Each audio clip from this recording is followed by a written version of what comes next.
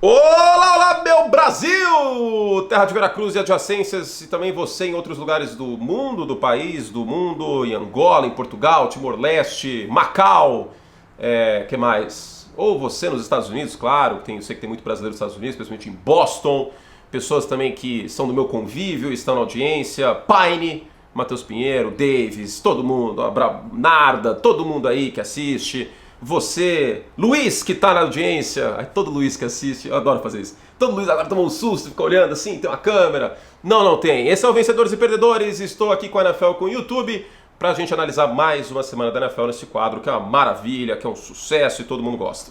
Aviso da paróquia.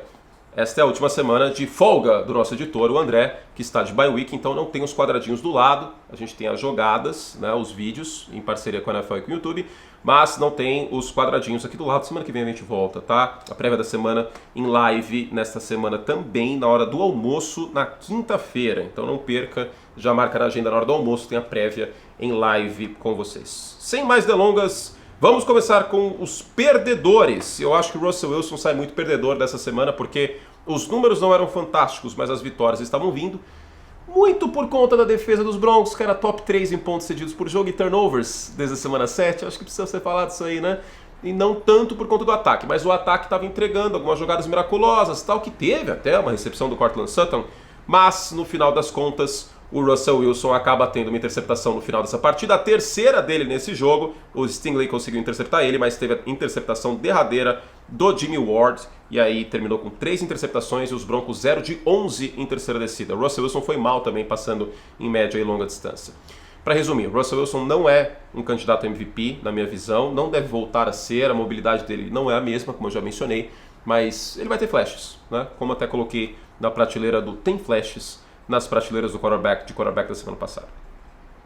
O meu segundo perdedor, eu vou passar uma informação importante do NFL Next Gen Stats. Ele tem uma média de 7 jardas no ar por recepção nessa temporada. É a menor marca dele desde 2016, quando ele ainda não tinha um quarterback como o Patrick Mahomes. Quem que é o perdedor da semana? É o Travis Kelce.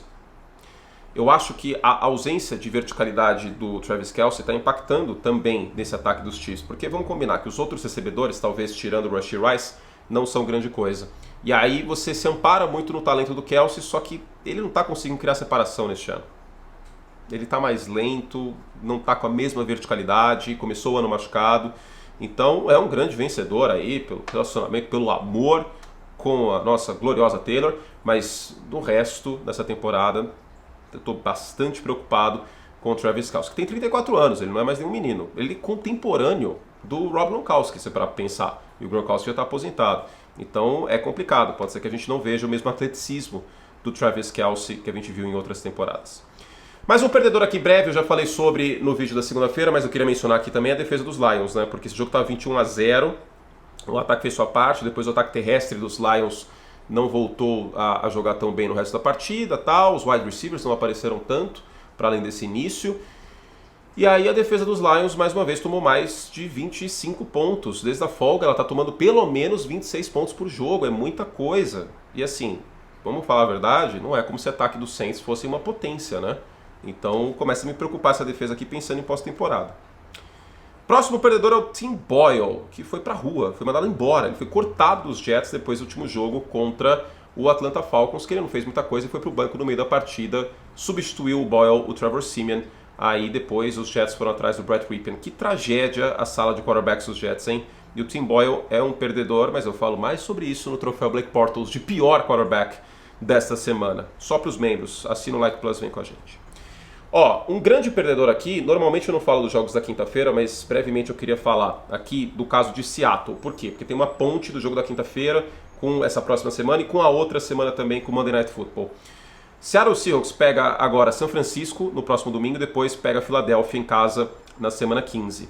Seattle entrou pelo New York Times com 41% de chance de playoff nessa última semana 13. Com a derrota para Dallas caiu para 24%.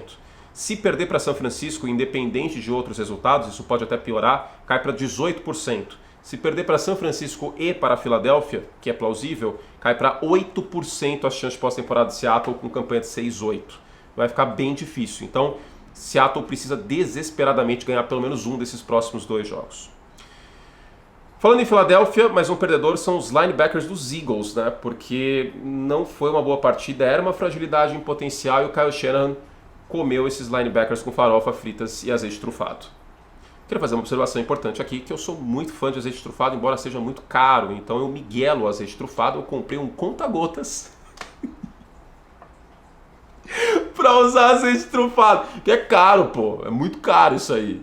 Muito obrigado a você que assina o Like Plus, que propicia além da ração do gato, cadê ele? Tá aqui. Azeite trufado de vez em quando em algumas refeições e faz com que eu possa comer mais salada, porque aí tem um azeitinho trufado de vez em quando.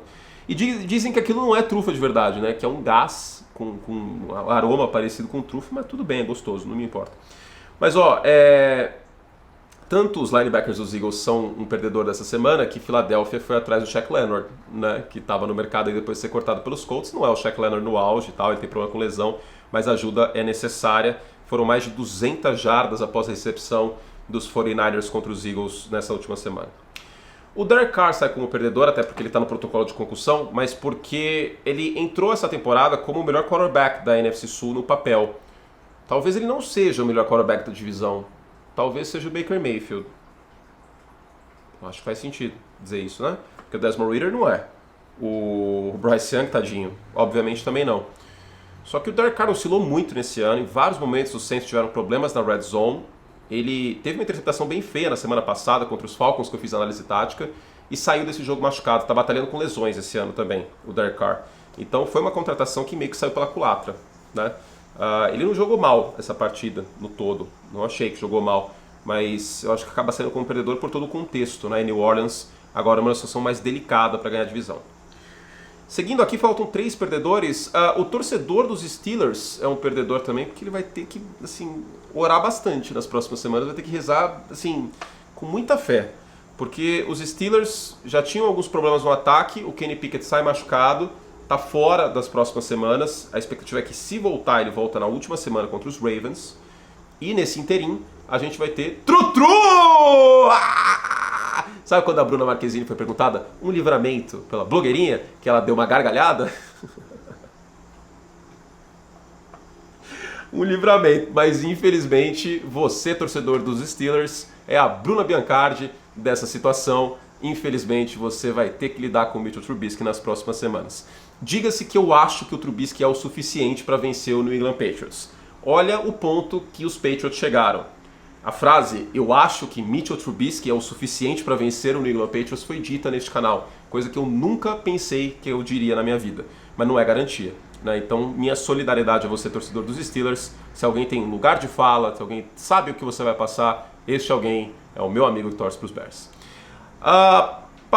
Joe Flacco, o Flacco batadinho. Eu me sinto mal de colocar ele aqui, mas a verdade é que ele sofreu muito pressionado. Visivelmente estava enferrujado o Joe Flacco, né? A qualquer sinal de pressão nesse último jogo pelos Rams, ele espanava, interceptação inclusive. Então ele acaba sendo como perdedor, porque poderia ser o salvador da pátria dos Browns nessa partida e não foi. Grande jogo dos Rams aqui, que não tem ninguém dos Rams nos vencedores, mas pode falar aqui Puka Nacua, o Matt Stafford, Kyren Williams, o próprio Sean McVay. Os Rams estão na briga pela pós-temporada, eu já mencionei isso. Mas brevemente mencionar o Joe Flacco. A defesa dos Browns não fez o grande jogo também. E por fim, a secundária do Jacksonville Jaguars, porque o Jake Browning deitou e rolou em passes de média e longa distância, e o Ja'Marr Chase teve uma das melhores partidas no ano dele sem o nosso querido Joe Burrow.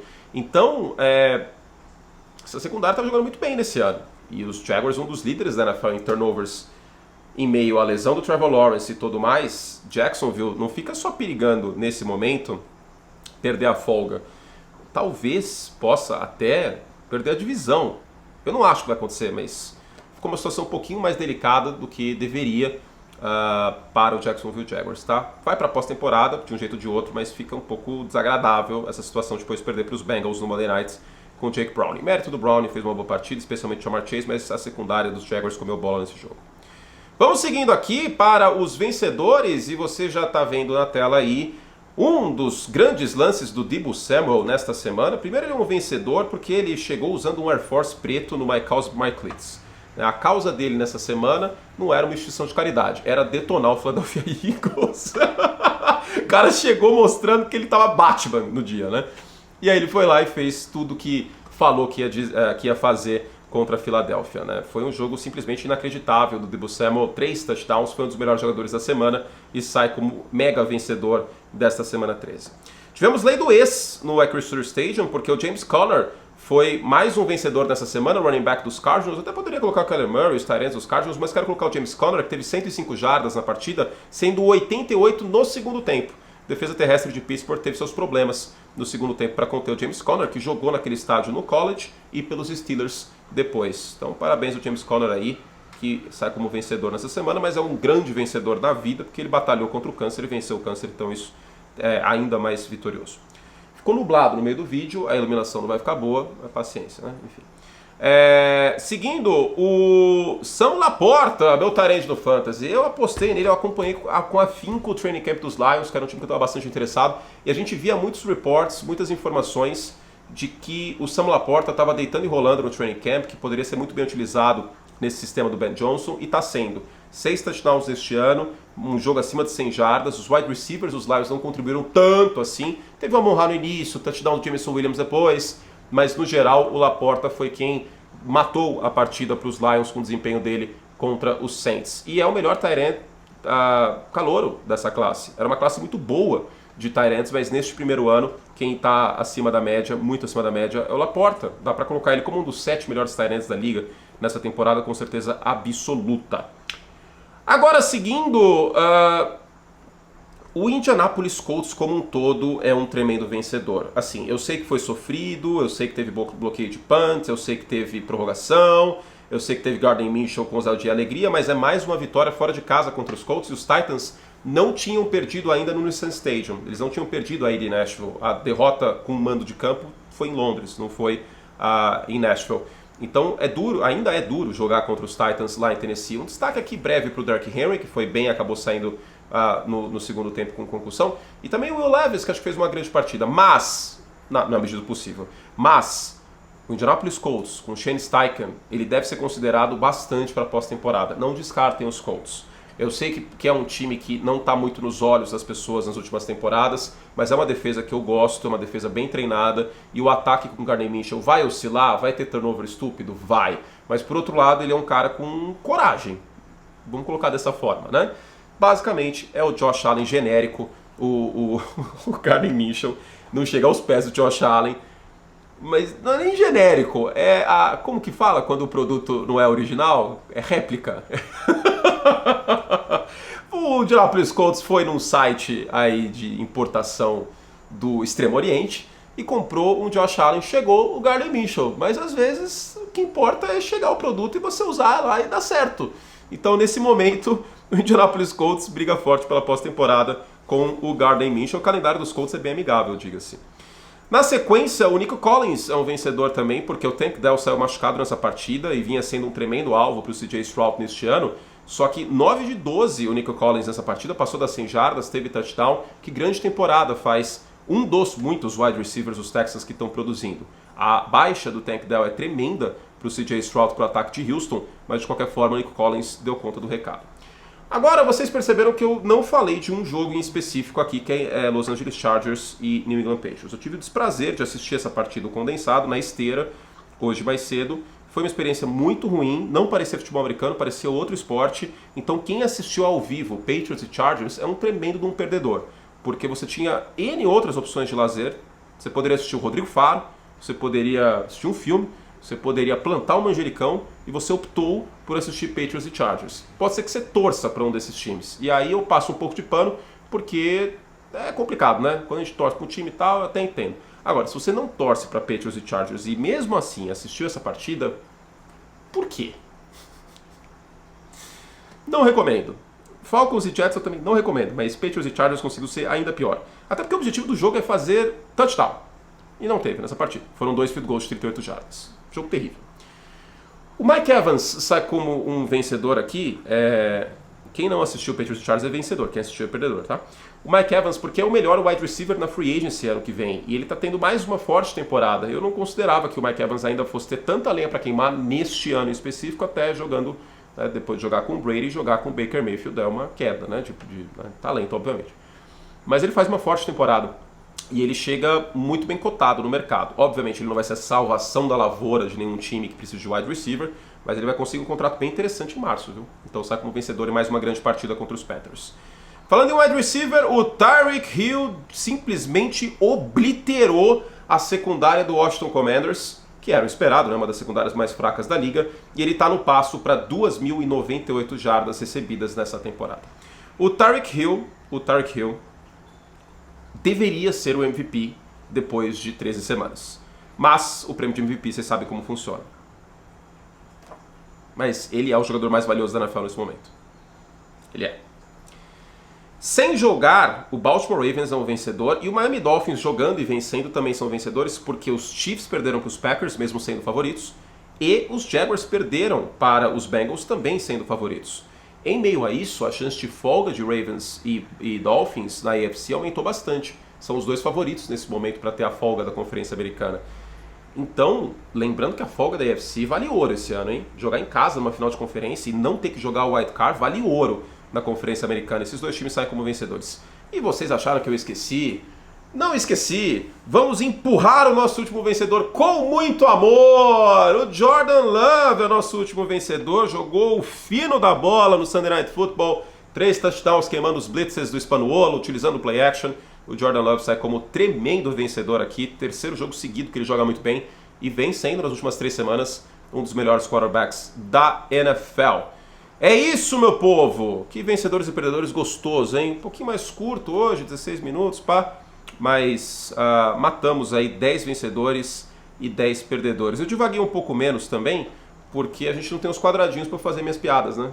Então, quando tem o elemento da surpresa, do humor, acaba divagando um pouquinho, divaguei um pouquinho menos. Hoje foi mais puro, foi mais raiz futebol americano nesse vídeo aqui, tá bom? Então é isso. Na quinta-feira, na hora do almoço, eu volto com mais. Eu volto com com a prévia da semana. Na outra semana tem Power Ranking? Na outra semana tem Power Ranking, é o penúltimo da temporada regular, depois só vou fazer mais um quando acabar a temporada, no meio de janeiro. Na outra semana também tem prateleira de times, antes do Power Ranking é top 10, ou eu faço nessa? Acho que eu vou fazer nessa, né? Vou fazer nessa. Depende, se eu estiver cansado eu não vou fazer na próxima. Mas enfim, é isso, os avisos da paróquia, tá? Para vocês membros, seja membro Like Plus, os membros podem sugerir análises táticas, estão sugerindo nesse momento, então seja membro Like Plus. E tem mais vídeo para vocês, falei sobre a defesa dos 49ers, falei sobre o pior quarterback da rodada, o troféu Blake Bortles, tem a análise de chance de playoff da Conferência Nacional, tem a análise de chance de playoff da Conferência Americana, tem 4 duelos que podem decidir a semana 14, então vem com a gente, meu último pedido é esse, que você assine o Like Plus, e é isso, tá? Vem com a gente aí, que tem um monte de gente assinando, feliz, contente, esse tanto de membros é maravilhoso. Beijo carinhoso, fizemos o que podíamos e até a próxima. Tchau!